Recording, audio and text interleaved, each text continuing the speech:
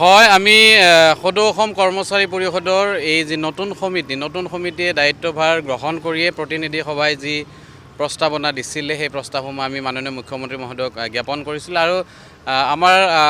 কৰ্মচাৰী সমাজৰ বাবে বা কৰ্মচাৰী পৰিষদৰ কাৰণে ভাল লগা এটা কথা অসমৰ মাননীয় মুখ্যমন্ত্ৰী মহোদয়ে মুখ্যমন্ত্ৰী পৰ্যায়ত এটা আলোচনাৰ বাবে আজি আমাক আনুষ্ঠানিকভাৱে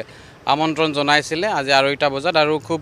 সৌহাৰ্দ্যপূৰ্ণ পৰিৱেশত খুব ভাল লগা আলোচনা এটা অনুষ্ঠিত হয় আৰু সেই আলোচনাৰ বিষয় কেইবালানিও বৰ দীঘলীয়া প্ৰায় 1.5 ঘণ্টীয়া আলোচনা অনুষ্ঠিত হয় আৰু আলোচনাৰ অন্তত সিদ্ধান্ত এটোৱে মুখ্যমন্ত্ৰী মহোদয়ে আমাক অৱগত কৰিছে যে মুখ্যমন্ত্ৰী লোকসেৱক আৰোগ্য যোজনা কৰ্মচাৰী সমাজৰ বাবে যি চিকিৎসা আঁচনি এই আঁচনিত কিছু সৰু দুই এটা আঁসোৱাহ আছে এই আঁসোৱাহখিনি অতি শীঘ্ৰে জানুৱাৰী মাহৰ ভিতৰত আঁসোৱাহখিনি দূৰ কৰিব আৰু আমি কৰ্মচাৰী পৰিষদে দাবী জনাই আহিছিলোঁ যে কৰ্মচাৰী সমাজৰ বাবে স্বাস্থ্য বীমা আঁচনিটো কেছলেছ হ'ব লাগে আৰু এই কেছলেছ ব্যৱস্থাৰ আজিৰ পৰাই এটা শুভাৰম্ভণি হ'ব বুলি অসমৰ মাননীয় মুখ্যমন্ত্ৰী মহোদয়ে আমাক ঘোষণা কৰিছে যে প্ৰথম পৰ্যায়ত এই কেছলেছ অসমৰ যিসমূহ চৰকাৰী খণ্ডৰ চিকিৎসালয় আছে এই চিকিৎসালয়সমূহত আৰম্ভ হ'ব আৰু তাৰ পৰৱৰ্তী সময়তে কৰ্মচাৰী সমাজৰ বাবে যি স্বাস্থ্য বীমা আঁচনি এই আঁচনি কেছলেছ ব্যৱস্থা হ'ব পইচা নোহোৱাকৈ আমি 1 এপ্ৰিলৰ পৰা এই ধৰণৰ ব্যৱস্থাৱলী আৰম্ভ হ'ব বুলি মুখ্যমন্ত্ৰী মহোদয়ে সদৰি কৰিছে আৰু আমি এই সিদ্ধান্তক এই সদৰিক আমি সদৌ অসম কৰ্মচাৰী পৰিষদে আদৰণি জনাইছোঁ সমান্তৰালভাৱে অসমৰ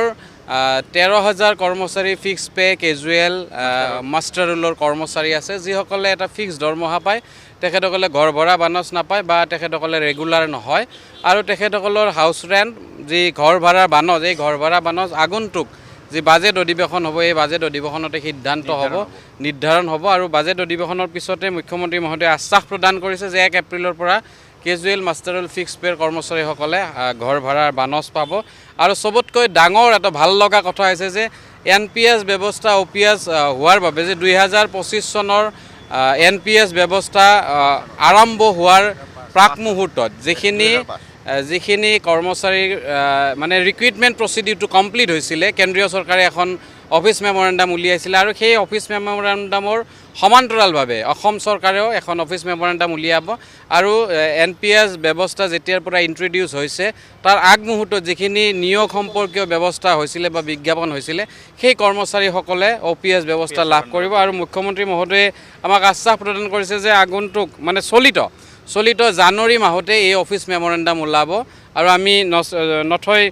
আনন্দ অনুভৱ কৰিছোঁ সুখ অনুভৱ কৰিছোঁ অসমৰ বিভিন্ন বিভাগৰ চৰকাৰী বিভাগৰ ছাৰ্ভিচ ৰুল নাই সেৱা বিধি নাই যাৰ ফলত কৰ্মচাৰীসকলৰ প্ৰমোশ্যন বেনিফিটৰ পৰা বঞ্চিত হৈ আছে আৰু মুখ্যমন্ত্ৰী মহোদয়ে কৈছে যে অতি শীঘ্ৰে অসমৰ যিসমূহ বিভাগৰ সেৱা বিধি নাই ছাৰ্ভিচ ৰুল নাই সেই বিভাগসমূহৰ ছাৰ্ভিচ ৰুল